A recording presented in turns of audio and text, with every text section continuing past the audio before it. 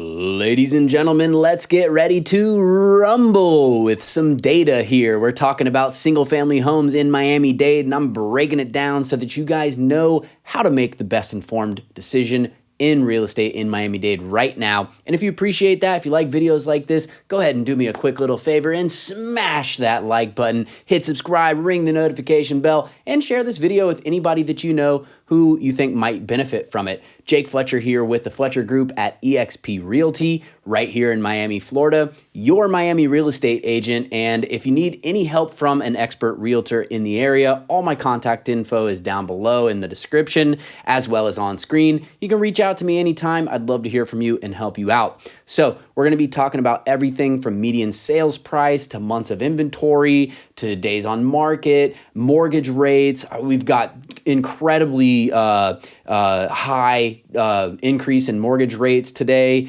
We're up to 6.62%, if you can believe it. So we're going to be breaking down what that means and going over everything here. So let's not waste any more time. Let's go ahead and rumble on into the video.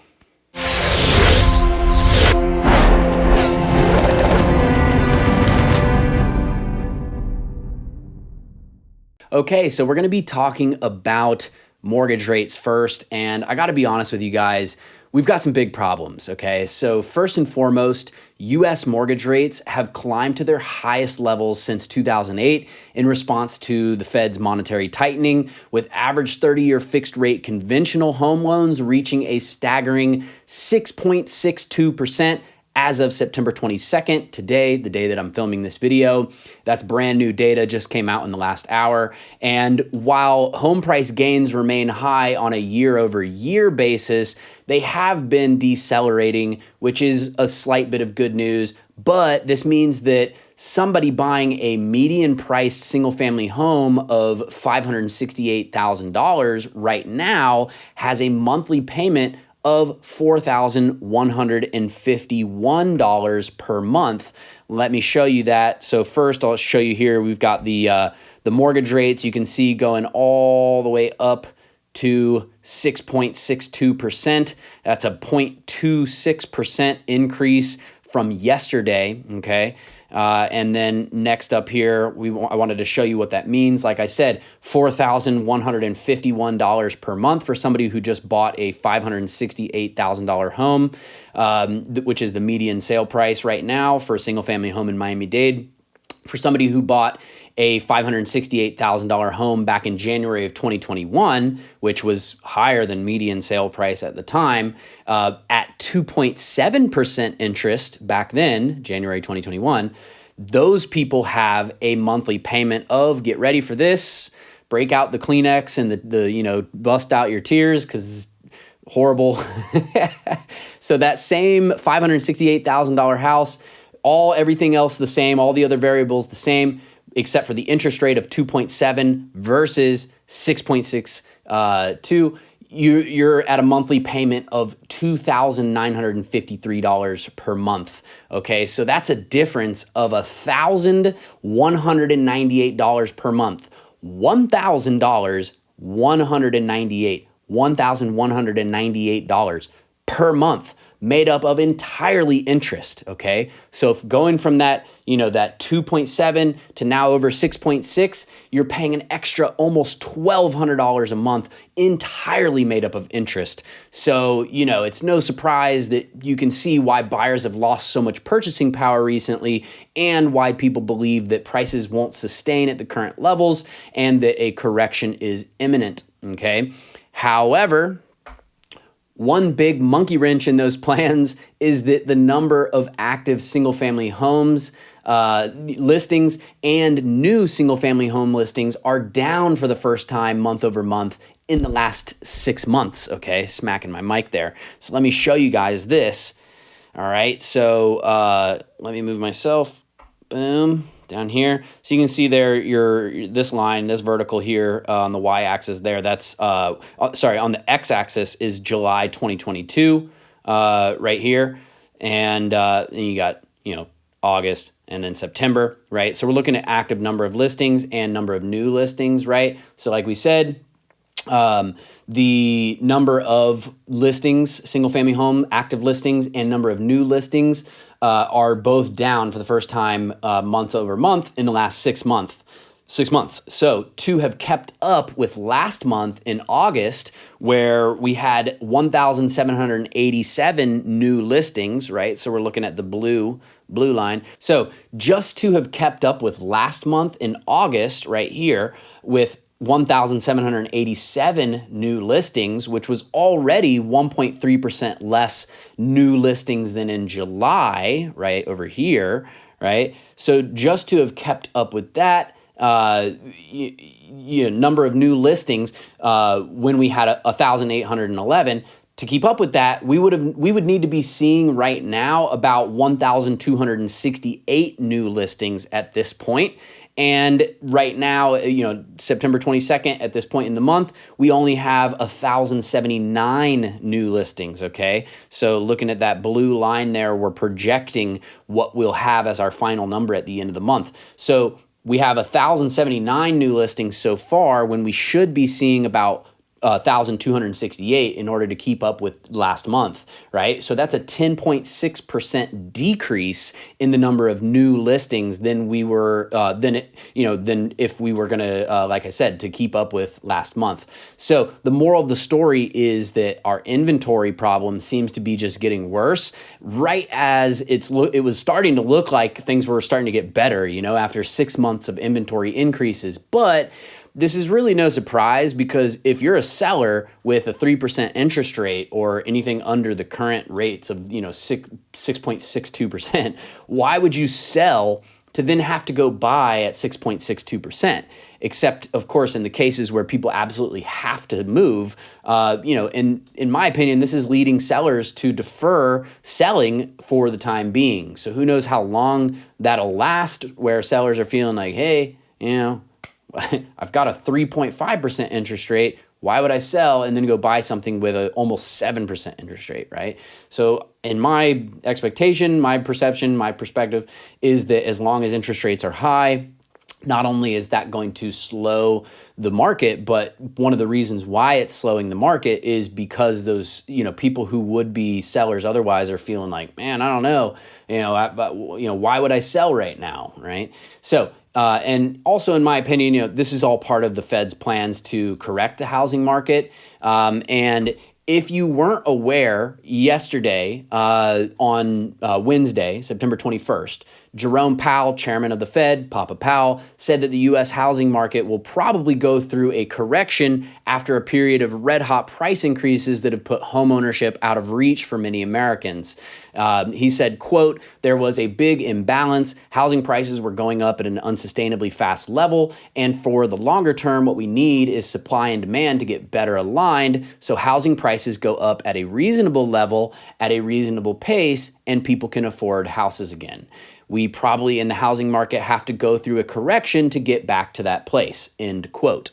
Okay, so these comments came at a news conference following the Fed's decision to raise its policy rates by another 75 basis points, the third 75 basis point hike in a row. The Fed's rate hikes this year have had their biggest impact on the housing sector, slowing sales and bringing prices a bit lower, although many of us would still like to see them come down a little bit more. Shelter inflation will remain high for some time, Chairman Powell said.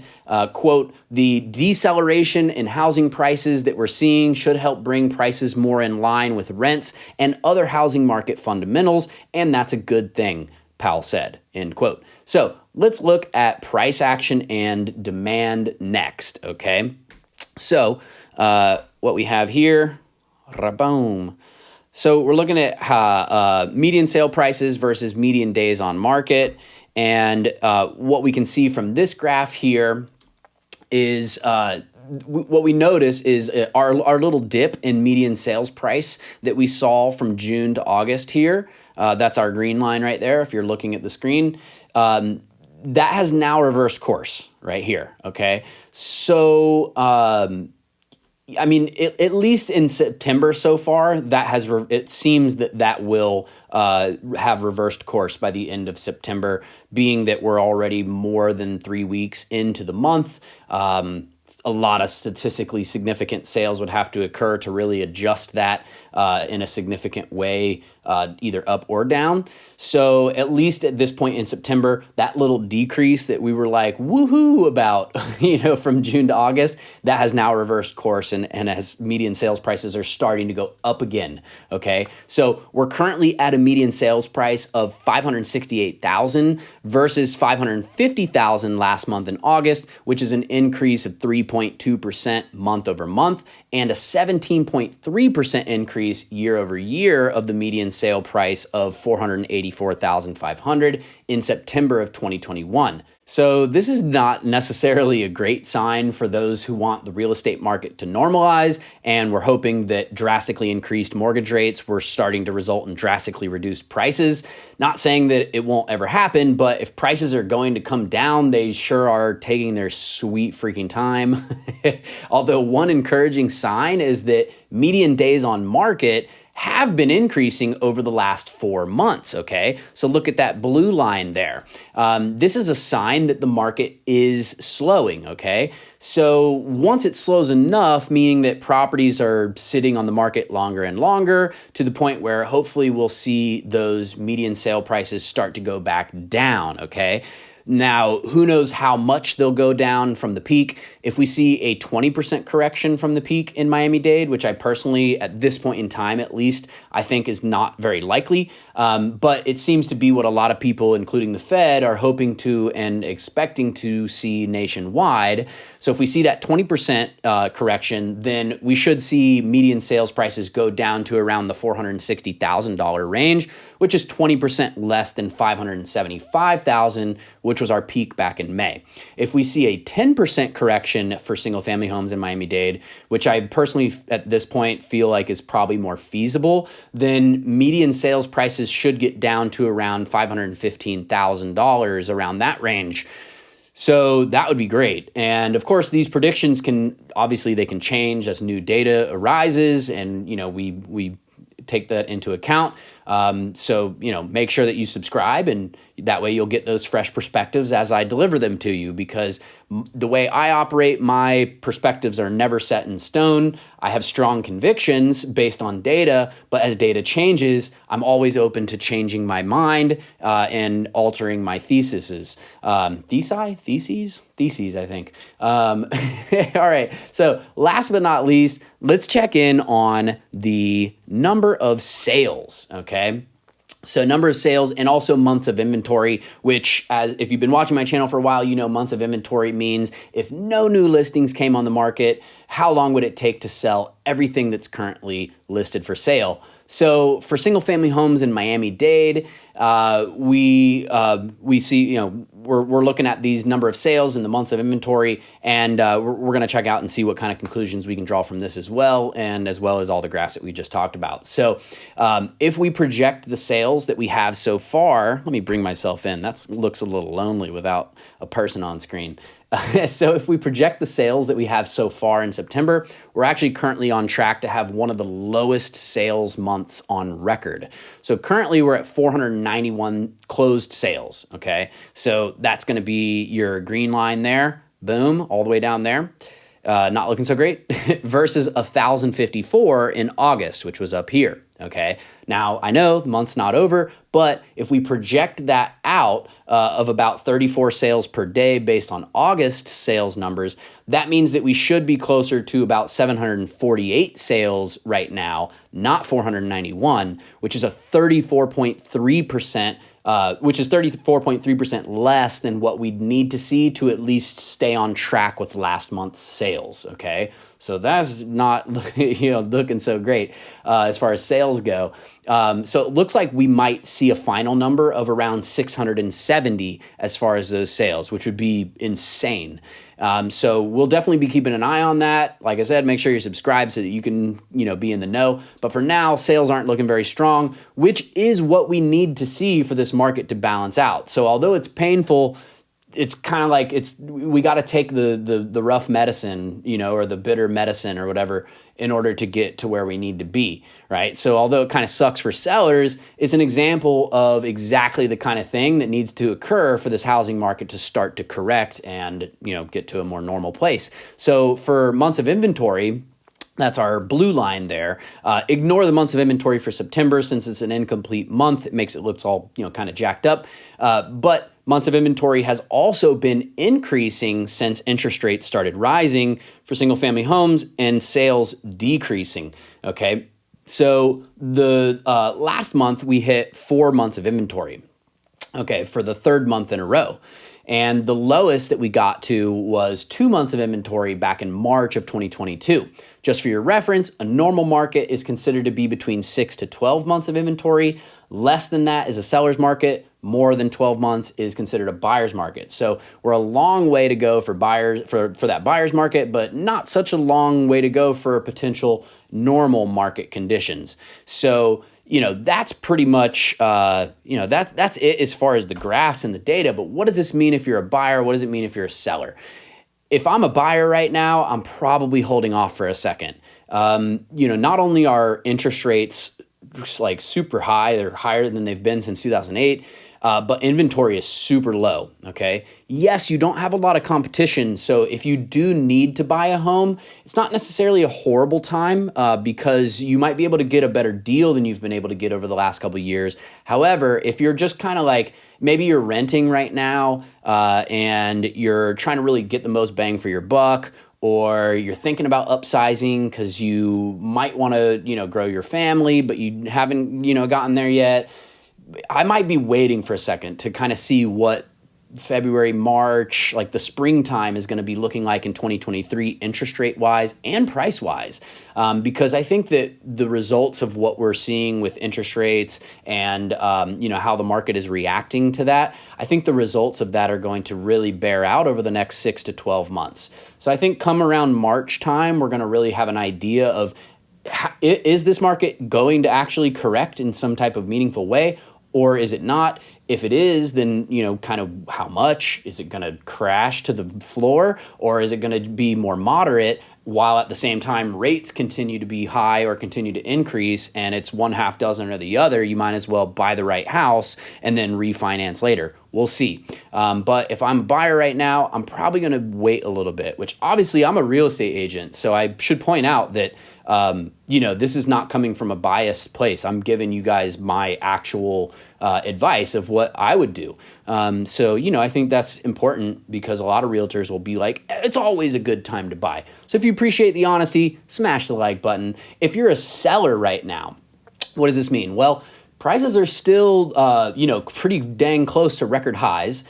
Yes, there's less competition in the market. Yes, it's harder for buyers to buy, but the buyers that are in the market are probably going to be more well qualified than the average buyer, a year, 2 years, or even 3 years ago because they can afford to buy at today's high rates, right? You're not going to be, most people aren't, vast majority, I would like to think, aren't going to be out there writing offers on houses that they can't afford, right? And if they are able to afford it, they're going to be a more well-qualified buyer than the person who was only able to afford it when interest rates were under 3%. Hopefully that makes sense. If it doesn't, let me know in the comments and I'll explain further. But if I'm a seller right now, I'm just really making sure to get my house on the market ASAP so I can take advantage of higher prices before the market corrects.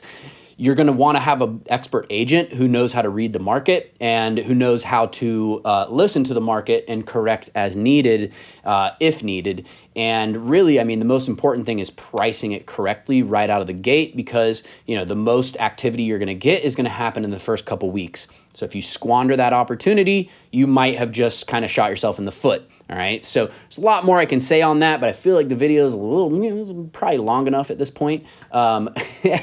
So let me know what you guys think in the comments down below. Let me know if you have any questions or if you need the help of an expert real estate agent in Miami or the Miami greater area.